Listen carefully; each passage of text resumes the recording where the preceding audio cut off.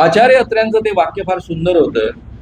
त्यांनी केडगावकर शास्त्री नावाच्या नारायणगावच्या एका बाबाचं संपूर्ण एक्सपोजर केलेलं होतं. तो स्त्रियांचं अतिशय मोठ्या प्रमाणावर शोषण करायचा, त्यांच्या स्तनांनी मालिश करून घ्यायचं, स्त्रियांच्या स्तनांना तेल लावून याची मालिश केली जायची. ते सगळं वर्णन अत्र्यांनी केलं आणि त्यांनी शेवटचा जो पॅरेग्राफ लिहिला त्याच्यामुळे माझे डोळे खऱ्या अर्थानं उघडले. त्यांनी असं लिहिलं की वृक्ष तेथे छाया, ज्या पद्धतीनं वृक्ष छायेशिवाय असू शकत नाही त्या पद्धतीनं या जगामध्ये एकही बाबा स्त्रियांच्या भानगडीशिवाय असू शकत नाही. आणि तो अँगल मला झक मारून पुढे स्वीकारावा लागला, कारण मला माहित आहे आणि धीरेंद्र कृष्ण महाराजालाही माहित आहे की त्याच्याजवळ कोणतीही दिव्य शक्ती नाही, त्याच्याजवळ आपोआप ओळखण्याचं कोणतंही सामर्थ्य नाही, त्याच्याजवळ दिव्य दृष्टी क्लेरोव्हायन्स ज्याला म्हणतात ती नाही, टेलिपॅथी नाही, इंट्युशन नाही, या पद्धतीचं कोणतंही सामर्थ्य त्याच्याजवळ नाहीये. धीरेंद्र कृष्ण महाराजांच्या काळामध्ये जर इथे वेगळं सरकार असतं तर मोठा झाला नसतं. समजा चुकून काँग्रेसचं सरकार असतं, ऍक्शन झाली असती, FIR दाखल झाला असता आणि त्याच्यावर FIR दाखल झाला असता, पूर्ण देशभर चर्चा झाली असती आणि त्याला पोलिसांनी पकडून आणलं असतं. देवेंद्र फडणवीस मुख्यमंत्री, त्यावेळेस उपमुख्यमंत्री आणि गृहमंत्री असल्यामुळं, त्यांचं सरकार असल्यामुळं धीरेंद्र कृष्ण महाराजांवर ऍक्शन झाली नाही आणि त्यामुळे तो अधिक मोठा झाला. सर या संदर्भात कायदा असताना सुद्धा कारवाई का नाही? देवेंद्र फडणवीस असल्यामुळे ही कारवाई शक्य नाही. त्यांनी काहीही केलं तरी शक्य नाही. आणि एवढंच नाही, देवेंद्र फडणवीसच्या जवळच्या माणसांनी काही केलं तरी कायदा लागू होत नाही महाराष्ट्रात. इथे सिलेक्टिव्हली कायदा वापरला जातो.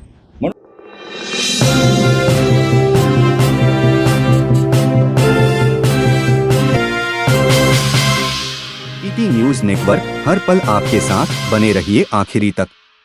परिषद आहे. आजच्या या पत्र परिषदेला आमच्या छायाताई सावरकर महान संघटिका या ठिकाणी आहे, त्याचप्रमाणे विकासची झाडे या ठिकाणी आहे, मी हरी देशमुख राष्ट्रीय महासचिव आणि हरिभाऊ पातोडे महाराष्ट्र संघटक या ठिकाणी आहे, त्याप्रमाणे प्रशांत सपाटे हे महाराष्ट्र सचिव आहे आणि सुरेंद्र सिंगुरे थोड्याच वेळात येणार आहेत आणि प्राध्यापक श्याम मानव अखिल भारतीय अंधश्रद्धा निर्मूलन संस्थापक संघटक आहे. त्यांना विनंती करतो की आजच्या परिषदेला सुरुवात करा. आदरणीय पत्रकार मित्रांनो, 4-5 दिवसापूर्वी एक प्रेस कॉन्फरन्स आपण घेतली होती. त्यावेळी धीरेंद्र कृष्ण महाराज बागेश्वर धाम यांना अखिल भारतीय अंधश्रद्धा निर्मूलन समितीतर्फे जे 80 लाख रुपयाचं पारितोषिक देण्याचं आव्हान जाहीर झालेलं होतं ते तुमच्या पुढ्यामध्ये प्रस्तुत करण्यात आलं, त्याची प्रत तुम्हाला देण्यात आली. हे आव्हान नवं नाही. 9 जानेवारी 2023 या दिवशी प्रेस कॉन्फरन्स घेऊन आपल्या याच पत्रकार भवनामध्ये हे आव्हान बागेश्वर धाम बाबा उर्फ धीरेंद्र कृष्ण महाराज यांना देण्यात आलं. त्यावेळेसच्या ज्या अटी आणि शर्ती आहेत त्या तशाच्या तशा आजही कायम आहेत. फक्त बक्षिसाची रक्कम बदलली. त्यावेळेस ते जर आव्हान जिंकले असते तर त्यांना 30 लाख रुपयाचं पारितोषिक मिळालं असतं. आता ते 80 लाख रुपयांचं पारितोषिक मिळेल. हे आव्हान त्यांचे जे व्हिडिओमध्ये, म्हणजे त्यांच्या दिव्य दरबाराच्या व्हिडिओमध्ये जे दावे आहेत त्याच दाव्यांना अभ्यासून आव्हान तयार करण्यात आलेला आहे. त्यांचा दावा असा होता की ते त्यांच्या समोर आलेल्या भक्ताचं नाव आपोआप ओळखतात, त्याचं आडनाव, त्याच्या वडिलांचं नाव, त्याचं वय आणि त्याचा टेलिफोन नंबर सुद्धा सांगू शकतात. हे जे व्हिडिओमध्ये त्यांनी केलेले दावे होते त्याच्याच आधारावर ही आव्हान प्रक्रिया तयार करण्यात आलेली आहे. दुसरा त्यांचा दावा असा होता की त्यांच्याकडे दिव्य दृष्टी आहे, क्लेरोव्हायन्स इंग्रजीमध्ये त्याला म्हणतात, म्हणजे माणूस इथे बसला आहे आणि कुठेही जाऊन पाहून येऊ शकतो, हे क्लेरोव्हायन्स त्यांना प्राप्त आहे. त्या व्हिडिओमध्ये त्यांचा दावा आहे की ते भक्तांच्या घरामध्ये कोणत्या रूममध्ये कोणत्या अलमारीमध्ये काय ठेवलेलं आहे ते सांगू शकतात. या 2 गोष्टी उचलून आपण ही आव्हान प्रक्रिया तयार केलेली आहे की आम्ही सुरुवातीपासून ठाम आहोत की एक त्रयस्थ जागा पाहिजे, ज्या ठिकाणी त्यांच्यापर्यंत माहिती पोहोचू शकणार नाही इतर कोणत्याही मार्गानं, अशा अवस्थेमध्ये ज्याला आम्ही proof and fraud condition under असं म्हणतो, म्हणजे जिथे कोणत्याही प्रकारे त्यांना वेगळ्या मार्गाने माहिती मिळणार नाही, पुरावा मिळणार नाही, या पद्धतीच्या अवस्थेमध्ये ही प्रक्रिया पार पडली पाहिजे. माझा आजपर्यंतचा अनुभव आहे की या बाबांची माहिती मिळवण्याची प्रक्रिया असते. मी फक्त 2-3 उदाहरणं या निमित्तानं तुम्हाला देईन. एक लहरी बाबा होता, ज्याला वर्ध्यामधनं आम्ही पळवून लावला. हा लहरी बाबा आधी त्याचे भक्त, त्याचे शिष्य गावामध्ये हिंडून माहिती गोळा करत असत. गावातल्या मोठमोठ्या लोकांना प्रवृत्त करत असत की तुम्ही बाबांच्या दर्शनाला यावं. वर्ध्याच्या हनुमान टेकडीवर त्याचा मुक्काम होता. आणि मग त्या ठिकाणी तो माणूस आला की त्याची खडानखडा माहिती बाबांना आपोआप कळल्यासारखी सांगत असे. आम्ही जेव्हा त्याला एक्सपोज करायला गेलो तेव्हा खोटी माहिती मुद्दाम पसरवली. भास्कर इथापे नावाच्या एका मुलाला आम्ही गुंगा मुलगा म्हणून त्याच्यापर्यंत नेला आणि तो त्याच्यावर अर्धा तास उपचार करत होता त्याचं गुंगेपण दूर करण्यासाठी. म्हणजे हा मुलगा रोज बोलणारा आहे, भाषण देणारा आहे, सुद्धा त्याला ओळखता आलं नाही. आणि त्यानंतर आम्ही त्याला एक्सपोज केलं. त्याची माहिती मिळवण्याची प्रक्रिया 2 प्रकारची होती. ऍक्च्युअल लोकांकडे जाऊन माहिती मिळवणं. लोक जे भेटायला येतात हनुमान टेकडीवर त्यांची माहिती आधी त्याचे शिष्य गोळा करत असत आणि मग चिमट्यांच्या आवाजाच्या माध्यमातून त्यातले महत्वाचे मुद्दे बाबापर्यंत पोहोचवत असत. दुसरा मी अतिशय मोठा नैनोदचा बाबा एक्सपोज केला, जो इंदोरचा बाबा होता. इंदोर जवळनं 9 किलोमीटर अंतरावर नैनोदचा बाबा. त्याच्याविषयीची माहिती प्रसिद्ध झाली. म्हणजे मला सगळ्यांनी सांगितलं की या बाबाला आपोआप कळलं. म्हणून मी मुद्दाम वृत्तपत्रामध्ये माझ्याविषयी जे छापून आलं होतं, कारण नाही दुनियानेच तो संपूर्ण दौरा आखला होता, तर माझ्याविषयीची जी माहिती प्रसिद्ध झालेली आहे त्याच्याऐवजी खोटी माहिती मी सांगितली. मी जाताना रिक्षेवाल्यांना, कारण माझा अंदाज आला की माहिती मिळण्याचे यांचे स्रोत काय असावे, तर मला असं वाटलं रिक्षेवाला हा असू शकतो. आणि म्हणून मी रिक्षेवाल्याला जाताना प्रवास आम्ही 9 किलोमीटर केला, त्यामध्ये माहिती दिली की मी नागपूर विद्यापीठामध्ये इंग्रजी डिपार्टमेंटचा हेड आहे, जेव्हा की मी केवळ ग्रॅज्युएशनला इंग्रजी शिकवलेलं आहे एका छोट्याशा कॉलेजमध्ये. या पद्धतीची अनेक खोटेबाजी मी पुरवली, ती वृत्तपत्रात छापून आलेली आजपर्यंत नाहीये ती. आणि मी तिथे गेल्यानंतर हजारांच्या रांगेमध्ये उभा होतो आणि बाबा जोरानं लाउडस्पीकरवरनं ओरडले, वो नागपुर के इंग्लिश डिपार्टमेंट के एक बहुत बड़े प्रोफेसर यहाँ पर आए, हेड आए हैं, वे आगे आए. मला चटकन सोर्स कोणता त्याच्यापर्यंत माहिती पोहोचवतो याची माहिती त्यातनं मिळाली. माझे मित्र प्राध्यापक नमा जोशी यांनी तरुण भारतामध्ये एक प्रोफेसर शर्मा नावाच्या ज्योतिषाची खूप तारीफ करणारा एक लेख छापला. आम्ही दोघेही तरुण भारताशी संबंधित एकाच वेळेस पत्रकारिता सुरू केली. तो प्रोफेसर शर्मा कशा पद्धतीनं माहिती मिळवतो त्याची पोरं आम्ही पकडली. तो मुलगा जायचा, ज्याला अपॉइंटमेंट दिलेली असेल त्या माणसाच्या शेजारच्या घरी जायचा आणि विचारायचा की आम्हाला अमुक मुलीला द्यायचा यांच्या घरामध्ये, तर माहिती सांगा. आपले आसपासचे लोक इतके उत्साही असतात की लग्न म्हटल्यानंतर आधीच त्यांचा उत्साह वाढतो आणि नको ती सगळी माहिती त्यांच्यापर्यंत पोहोचवून जाते. हे वेगवेगळे माहितीचे सोर्स वापरले जातात. माझा एक विनोद दुवांसोबतचा कार्यक्रम झाला होता चक्रव्यूहमध्ये. त्यामध्ये एक मोठा ज्योतिषी, उत्पल वगैरे काहीतरी त्याचं नाव होतं, बोले तारे नावाचा त्याचा कार्यक्रम होता. त्याला जेव्हा त्या टीव्हीच्या कार्यक्रमामध्ये मी एक्सपोज केलं त्यानंतर मला अनेक एअर होस्टेस भेटल्या की आम्ही त्याच्या पेरोलवर कसं आहोत आणि आमच्या विमानामध्ये प्रवास करणाऱ्या मोठमोठ्या माणसांची माहिती आम्ही त्याच्यापर्यंत पोहोचवली तर आम्हाला 50-50 हजारापर्यंत त्या काळामध्ये पैसे मिळत असत. त्यामुळे माहिती मिळवण्याचे वेगवेगळे सोर्सेस हे बाबा लोक वापरतात याची मला नीट माहिती आहे. आणि त्यामुळे माझं पहिलं कर्तव्य आहे, कारण ही वैज्ञानिक प्रक्रिया आहे, वैज्ञानिक प्रक्रियेच्या आधारावर ही संपूर्ण ज्याला आपण चुनौती प्रक्रिया म्हणतो किंवा आव्हान प्रक्रिया म्हणतो ती तयार करण्यात आलेली आहे. त्यामुळे पत्रकार संघातल्या सुरक्षित वातावरणामध्ये जिथे त्याच्याजवळ आणि कुणाजवळच मोबाईल सुद्धा नसेल अशा वातावरणामध्ये ऐन वेळेवर आम्ही 10 माणसं त्याच्या समोर उभी करू, जेणेकरून केवळ त्यांना त्यांची नावं, आडनावं आणि वडिलांचं नाव किंवा वय किंवा टेलिफोन नंबर दैवी शक्तीनंच ओळखता आला पाहिजे. दुसऱ्या कोणत्याही तुम्हाला मला कळणाऱ्या सामान्य प्रक्रिया त्याला वापरताच येणार नाहीत याची आम्हाला काळजी घ्यावी लागते. ज्या 10 वस्तू ठेवू त्या सुद्धा मी ठेवेन. आम्ही हा प्रयोग चिखली पोलीस स्टेशनला केला होता. तिथला जो एक बाबा होता त्या बाबाने असं, भाऊराव नावाचा बाबा होता, त्याने असं कबूल केलं होतं की मी पाणी ओळखतो जमिनीत. पोलीस स्टेशन मधले अनेक पोलीस त्याचे भक्त आहेत याची मला माहिती होती. पोलिसांसमोर आम्ही 100 गाडगी पाणी टाकलेली उडली म्हणजे सॉरी गाडली, खड्डे खणून गाडली. पण कोणत्या गडग्यात पाणी आहे, कोणत्या छोट्याशा मडक्यामध्ये पाणी आहे आणि कोणत्या नाही हे केवळ मला एकट्याला माहीत होतं. मी कोणालाच कळू दिलेलं नव्हतं. 100 जरी आम्ही मडकी काढली तरी त्यातल्या केवळ 50 गाडग्यांमध्येच मी पाणी ठेवलं होतं, बाकी गाडग्यांमध्ये पाणी ठेवलेलं नव्हतं. तिथेही 90%च चॅलेंज. तर सांगण्याचं तात्पर्य असं की आम्ही इतक्या वर्षांपासून या प्रक्रिया अंमलात आणत असल्यामुळं बाबांना कोणत्याही प्रकारे बदमाशी करण्याची संधी उपलब्ध होऊ देत नाही आणि म्हणून सुरक्षित वातावरणामध्ये फ्रॉड अँड प्रूफ कंडिशन खालीच ही प्रक्रिया अंमलात आणली जाते. बाबा असं म्हणाले, मैंने आव्हान स्वीकारा, दरबार में आओ. दरबारमध्ये येऊन काय करणार? दरबारमध्ये तो ठरवेल, त्या माणसाचं नाव सांगेल, त्याचं आडनाव सांगेल आणि मग मैंने जीत लिया आणि मग मीडिया हे छापून टाकेल. अंधश्रद्धा निर्मूलन समिति का पराभव हुआ, बाबा ने शाम मानव के सामने लोगों का नाम बताया, उनके पिताजी का नाम बताया, उनका टेलीफोन नंबर बताया. असला तमाशा करण्याची त्याची इच्छा आहे, ती आम्ही कधीही पूर्ण होऊ देणार नाही. मुळामध्ये हे आव्हान 2दा ही प्रक्रिया पार पाडायची आहे. पहिल्यांदा हे आव्हान त्यांनी किती टक्के त्यांना मार्क्स मिळवले, कदाचित त्यांना 10% मार्क्स मिळाले. ते म्हणाले नाही, पहली बार मेरी गलती हो गई, भगवान जी का मेरा कनेक्शन नहीं हुआ, दूसरी बार मुझे चाहिए. त्यांच्या करताही आणि पहिल्यांदा त्यांनी 90% करेक्ट सांगितलं. त्यामध्ये आध्यात्मिक शक्तीपेक्षा किंवा दैवी शक्तीपेक्षा किंवा ज्याला आपण दैवी दृष्टी म्हणतो त्यापेक्षा इतर मार्गांचा अवलंब झाला असेल तर ते लूपहोल्स काढण्यासाठी दुसऱ्यांदा ही प्रक्रिया रिपीट केली जाते. दोघांसाठी ती असते. दोन्ही वेळेस जर 90% करेक्ट ते सांगू शकले तर त्यांना 80 लाखाचं पारितोषिक तेव्हाच्या तेव्हा देईन.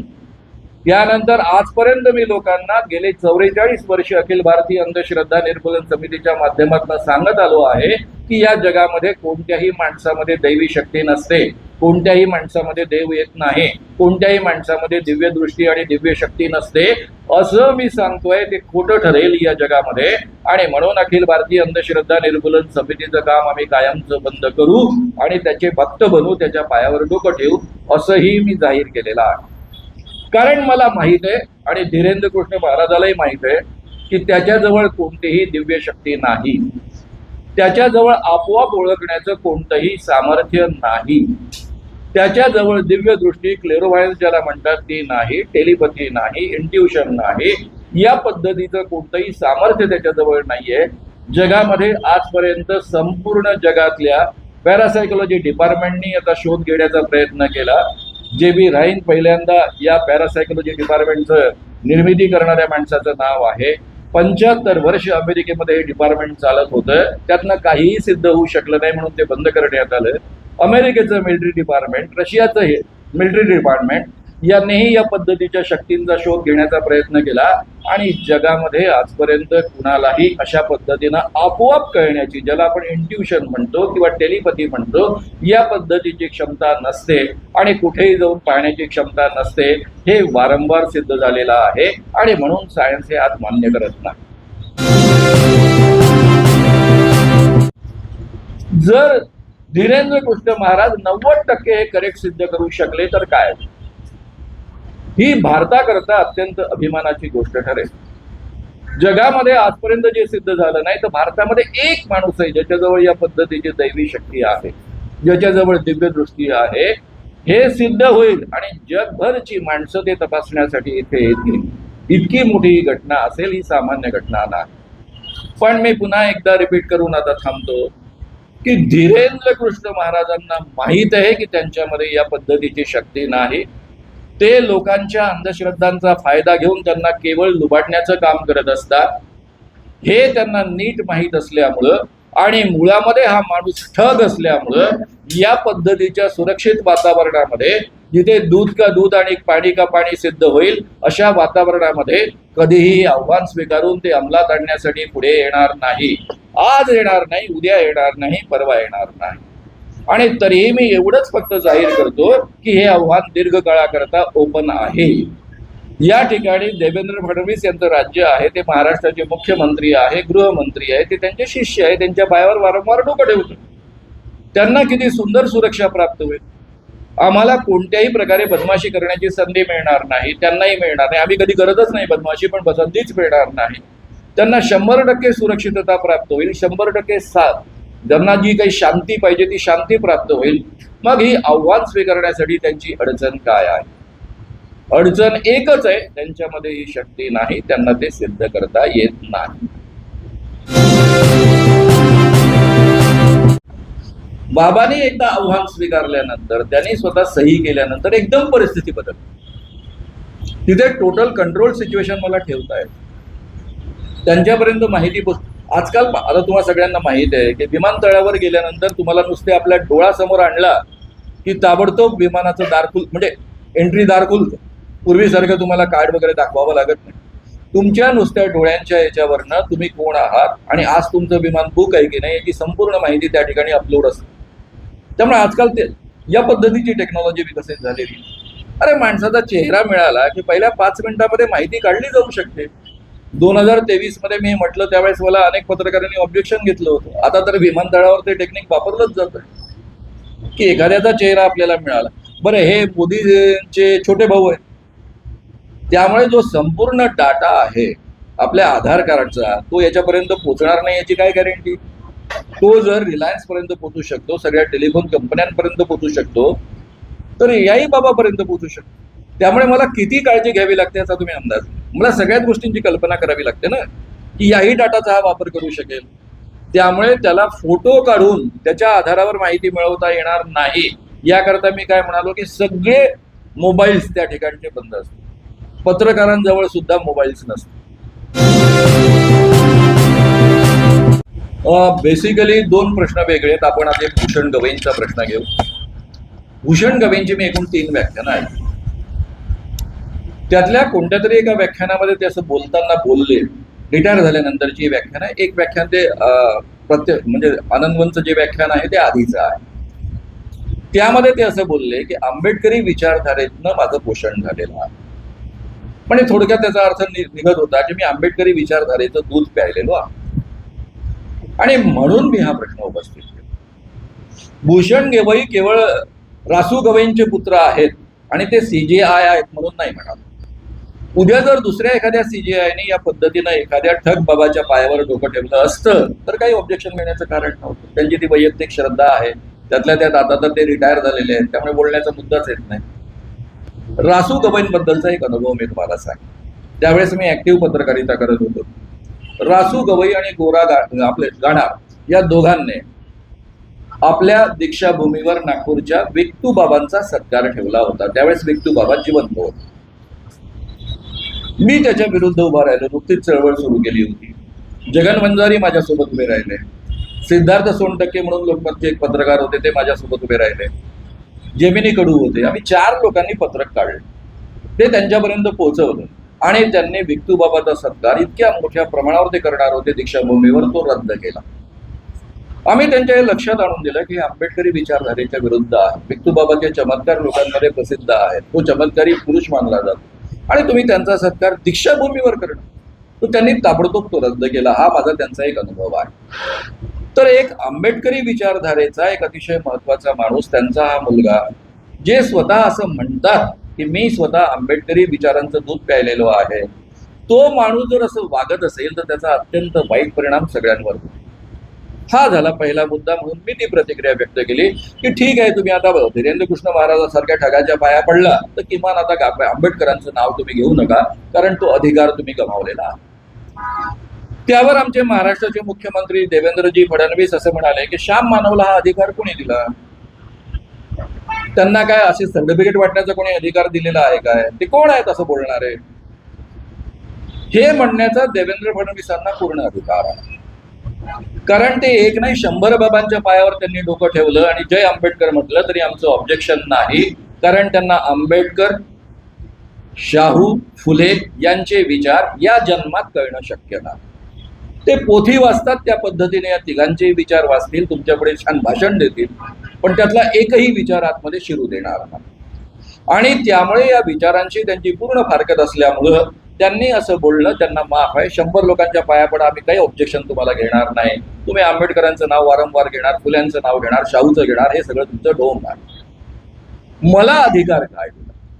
मला जेव्हापासून कळायला लागलं, मी 19व्या वर्षापासून सामाजिक क्षेत्रामध्ये आहे आणि तेव्हापासून शाहू फुले आंबेडकरांचे विचार जीवनामध्ये अंमलात आणतो आहे. संपूर्ण माझ्या 74 वर्षाच्या आयुष्यामध्ये वयाच्या 19 पासून आजपर्यंत एकदाही त्या विचारांपासून मी कुठेही ढळलो नाही. त्या विचारांना छेद देईल या पद्धतीचं वक्तव्य कधी केलं नाही. माझ्या सामाजिक किंवा कोणत्याही कामामध्ये त्या पद्धतीचं काम केलं नाही आणि त्यामुळे आंबेडकरांच्या विचारधारेचा मी खंदा समर्थक आणि पाईक असल्यामुळं त्याच्यावर बोलण्याचा मला पूर्ण अधिकार आहे आणि तो मला आंबेडकरी विचारधारेनंच दिलेला. बेसिकली राजकीय पुढाऱ्यांचे आणि राजकीय मोठ्या लोकांचे संबंध बाबा लोकांशी असतात हे पूर्वीपासून. सत्यसाईबाबांचे विलासरावांचे होते, नरसिंहरावांचे होते, शंकरराव चव्हाणांचे होते, इव्हन आमचे शिवाजीराव मोघे यांचे होते. पण ही माणसं आपल्या अंधश्रद्धांचा परिणाम लोकांच्या अंधश्रद्धा वाढवण्यामध्ये करत नसत, राजकारणामध्ये आणत नसत. विलासराव देशमुख सत्यसाईबाबांचे परमभक्त असताना त्यांनी 2005 मध्ये जादूटोणा विरोधी कायदा विधानसभेमध्ये नागपूरमध्ये संमत केला. यामध्ये दुसरं कलम आहे जादूटोणा विरोधी कायद्यामध्ये, चमत्काराचा प्रयोग प्रदर्शित करून आर्थिक प्राप्ती करणे गुन्हा आहे, 6 महिन्यापासून 7 वर्षाची शिक्षा. म्हणजे डायरेक्ट सत्यसाईबाबांना तो लागू होत असताना सुद्धा विलासरावांनी कधी काढून टाका असं म्हटलं नाही आणि तो कायदा संमत करून घेतला. ज्या शिवाजीराव मोघेंच्या सहीनं हा कायदा संमत झालेला आहे ते शिवाजीराव मोघे तर सत्यसाईबाबांचे इतके भक्त होते की तुम्ही जर मुंबईच्या मंत्रालयात त्यांच्या काळात गेला असाल तर त्यांच्या मुख्य दालनामध्ये मोठा कटआउट सत्यसाईबाबांचा लागला होता. त्यांच्यासोबत मी 3 वर्ष काम केलेलं आहे हा कायदा करण्यासाठी. पण एकदाही त्यांनी दुरान्वयानं सुद्धा सुचवलं नाही की हे कलम जरा तुम्ही शिथिल करा किंवा काढून टाका. उलट त्यांनी हा कायदा संमत व्हावा याकरता आटोकाट प्रयत्न केला. विधानसभेमध्ये 13 डिसेंबर म्हणजे डिसेंबरला 2013च्या डिसेंबरमध्ये विधानसभेमध्ये हा कायदा संमत झाल्यानंतर मंत्रिमंडळातले अनेक मंत्री त्यांच्या कारमध्ये बसत असत आणि म्हणत असत आता राहू द्या ना, विधान परिषद कशाला संमत करता, झालं ना, लोकांना कळलं ना की आपण या कायद्याच्या बाजूने आहोत, उद्या आपण निवडणुकीमध्ये हारू. त्यावेळी शिवाजीराव मोघे अडून बसले की काही झालं तरी हे विधान परिषदेमध्ये संमत झालं पाहिजे, याचं रूपांतर कायद्यामध्ये झालं पाहिजे. म्हणजे सत्यसाईबाबांचा एवढा पराकोटीचा एक भक्त जो आपल्या मंत्रालयाच्या दालनात कटआउट लावतो तो माणूस या पद्धतीनं वागतो हेही मी पाहिलेला. देवेंद्र फडणवीसांना आपण उघड अंधश्रद्धा समजत नाही. ते धीरेंद्र कृष्ण महाराजांना घेऊन गावोगाव हिंडतात, त्यांचा पक्ष हिंडतो, त्यांना ते पूर्ण पाठबळ देतात. 2 कायद्यांचं, जादूटोणा विरोधी कायदा आणि drugs and magic remedies act, या 2 कायद्यांचं उल्लंघन केल्यानंतर सुद्धा त्यांचं पोलीस खोटं बोलतं, कायदा लागू होत नाही असं म्हणतात. प्रदीप मिश्रा सारख्या बाबांना घेऊन एक गावोगाव हिंडतात. प्रदीप मिश्रा काय सांगतो कि परीक्षा में पास होना है तो अभ्यास करने की आवश्यकता नहीं है, चाहे आपने अभ्यास किया हो नहीं किया हो, केवल शंकर भगवान के पिंडी को शहद लगाकर अगर आप बेल पत्ती लगाते हो तो आप परीक्षा में पास हो जाओगे. हर समस्या के लिए एक जल लोटा पानी. या लोकांना घेऊन गावोगाव हिंडणारे हे लोक आहेत, लोकांच्या अंधश्रद्धा वाढवणारे लोक आहेत, लोकांना अधिक अंधश्रद्धांच्या खाईत ढकलणारे हे लोक आहेत. हा एक बेसिक फरक मला दोघांमध्ये दिसला.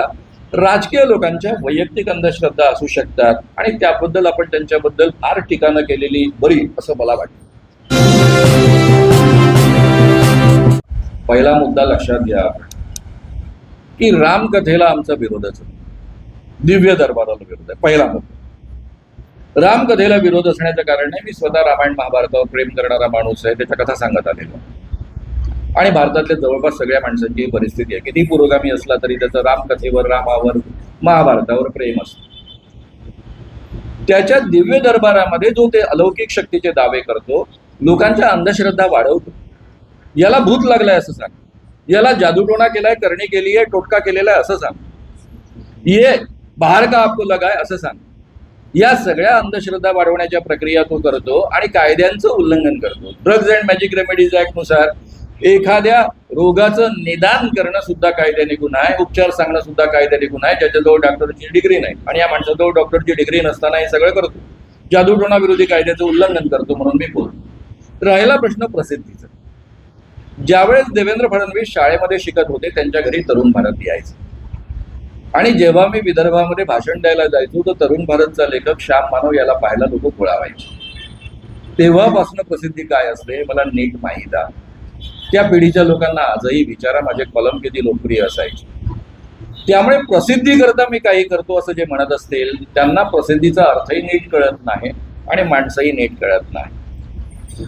मी प्रत्यक्षामध्ये 18 मार्चला अटक झाली अशोक खरात.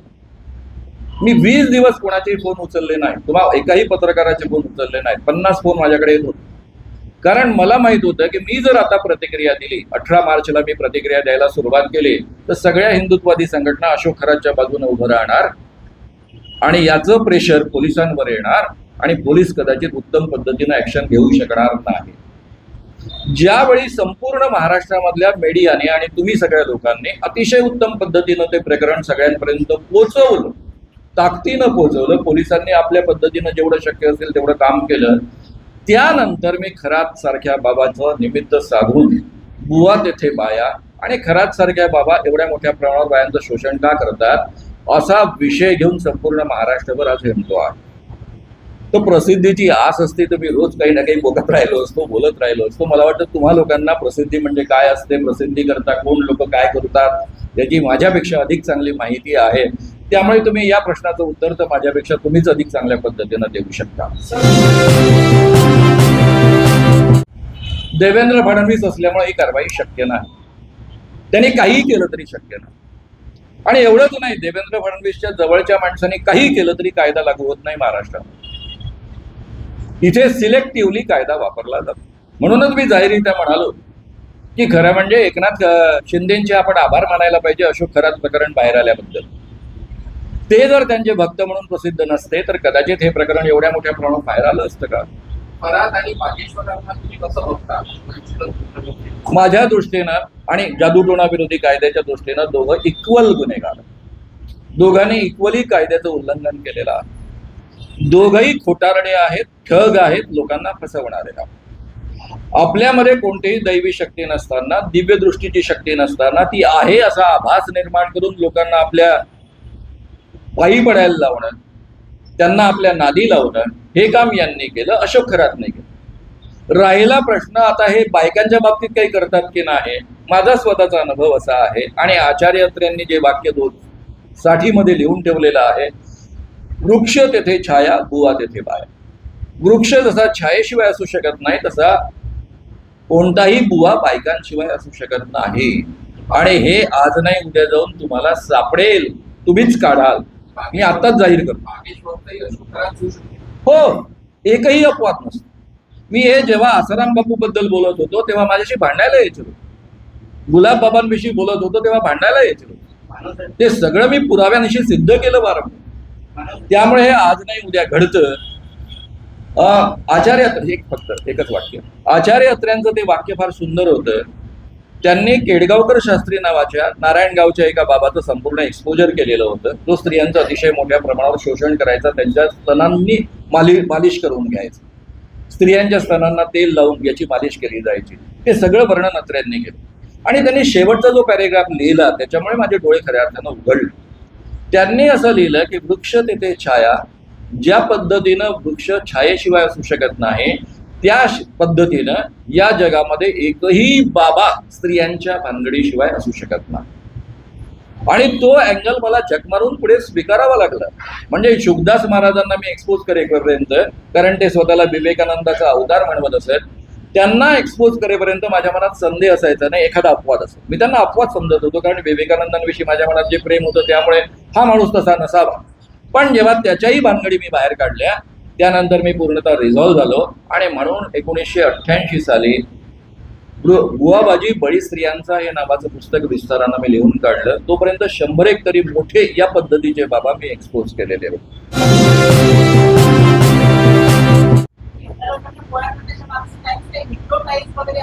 काही नाही हो, आपल्यावर झालेले संस्कार. मी स्वतः अतिशय अंधश्रद्ध होतो, त्यामुळे जी माणसं अंधश्रद्ध नाही त्यांना हे लक्षातच येत नाही की माणूस इतका आहारी जातो. एक अमेरिकन बाई, खरं म्हणजे ती अमेरिकन नागरिक आहे, पण तिचे वडील आपल्या मुंबईच्या हायकोर्ट जज होते. तिची एक केस मी कोर्टामध्ये गेल्यानंतर पाहिलेली आहे जवळ. ती म्हणत होती मी एवढी मोठी सायंटिस्ट आहे, मी अमेरिकन नागरिक आहे, पण बंगलोरला मी आली. तो बाबा मला सांगत होता की तुझ्यातलं पार्वती तत्व मी जागृत करतो आहे. 3 वर्ष तो माझं सारखं शोषण करायचं, माझ्या शरीराशी वाटेल ते खेळ करायचं, आणि मी त्याला विरोधच करू शकायचे नाही. मला वाटायचं हे चुकीचं आहे, पण मला काहीच करता यायचं नाही. माझी बाहुली झालेली होती, यांत्रिक बाहुली. ही मानसिकता काय असते ती मी अनुभवलेली आहे. एक रिद्धपूरचे गुलाब बाबा होते, त्यांचे माझे अख्खी फॅमिली भक्त होते. त्यांच्या अंगात भगवान कृष्ण यायचे. भगवान कृष्ण आल्यानंतर त्यांनी श्रीखंड खाल्लं, ते खाली पडलं. त्या गर्दीत घुसून त्या श्रीखंड जमिनीवर पडलेलं मी उचललं, ते माझ्या तोंडात टाकलं, आणि मी एवढा खुश होतो की बापरे, बाबांचं श्रीखंड म्हणजे भगवान कृष्णाचं श्रीखंड मला खायला मिळालं. आणि त्यावेळेस मी कॉलेजच्या पहिल्या वर्षाला होतो, सायन्स कॉलेजच्या पहिल्या वर्षाला. तर ही मानसिकता असते अंधश्रद्धा माणसाची, आणि ही लहानपणापासूनच्या आपल्या संस्कारातून निर्माण झालेली असते. त्यामुळे ही माणसं अशी का वागतात? कारण ती माणसं माणसंच राहिलेली नसतात, ती कळसूत्री बाहुली झालेली असतात श्रद्धा प्रक्रियेत. त्यांना आपली तर्कबुद्धीच वापरता येत नाही, आणि म्हणून कोणत्याही गोष्टींवर बाबांच्या ते विश्वास ठेवतात.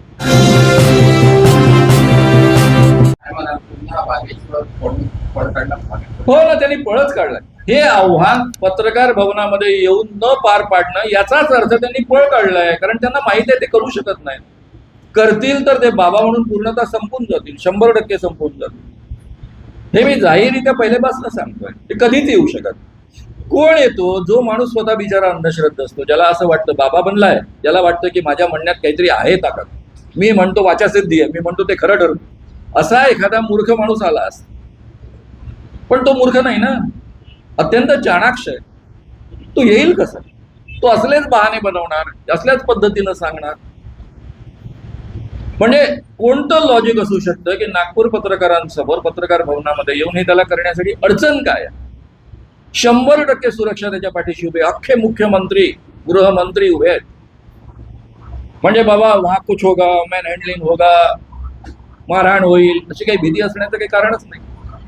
एक तर आम्ही कधीच कोणाला मारहाण करत नाही, आमचा रेकॉर्ड आहे आजपर्यंत. पण आम्ही करायचं जरी ठरवलं तरी पॉसिबल नाही, एवढी पोलीस सुरक्षा असणार आहे. असं तुम्ही म्हणतात, पण माझा नाईलाज आहे. धीरेंद्र कृष्ण महाराजांच्या काळामध्ये जर इथे वेगळं सरकार असतं तर मोठा झाला नसतं. समजा चुकून काँग्रेसचं सरकार असतं, ऍक्शन झाली असती, FIR दाखल झाला असता, आणि त्याच्यावर FIR दाखल झाला असता, ती पूर्ण देशभर चर्चा झाली असती, आणि त्याला पोलिसांनी पकडून आणलं असतं. देवेंद्र फडणवीस मुख्यमंत्री, त्यावेळेस उपमुख्यमंत्री आणि गृहमंत्री असल्यामुळं, त्यांचं सरकार असल्यामुळं धीरेंद्र कृष्ण महाराजांवर ऍक्शन झाली नाही, आणि त्यामुळे तो अधिक मोठा झाला. हे आपण कधीही कृपया विसरू नका. आजपर्यंत काँग्रेस सरकारने, राष्ट्रवादी सरकारने आणि जुन्या शिवसेना BJP सरकारने माझ्या कामामध्ये कधीच हस्तक्षेप केला नाही. मी पोलिसांकडे तक्रार केली, ती कायद्यात बसत असेल आणि पोलिसांनी ती दाखल करून घेतली नाही, असं कधी घडलं नाही. हे पहिल्यांदा असं घडलं.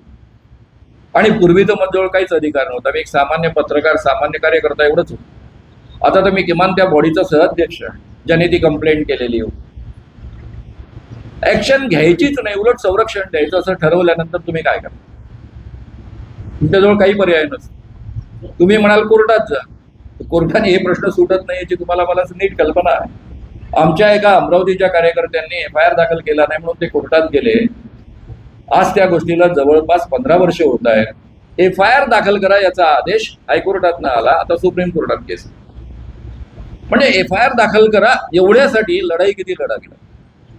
हा मूर्खपणा. एवढे पैसे नाही आमच्याजवळ. लोकांकडनं 100-100, 500 रुपये गोळा करून आम्ही काम करतो. तुम्ही म्हणाले 80 लाख कुठून आले? माझ्या एका विद्यार्थिनीला माझ्या कामाला पैसे द्यायचे होते, ते मी इकडे वळते केले, म्हणून आमची रक्कम 30 लाखावर 80 लाख. नाही ते 30 लाख आम्ही इतक्या वर्षांमध्ये गोळा करत गोळा केले.